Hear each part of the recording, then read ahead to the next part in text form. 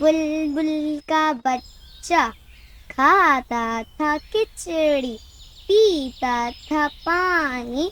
बुलबुल का बच्चा गाता था गाने, मेरे सरहाने।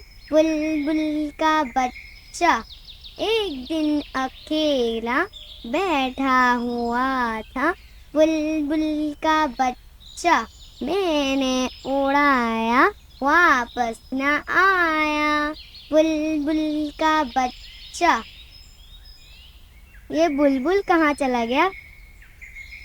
आइए चल के उसको ढूंढते हैं।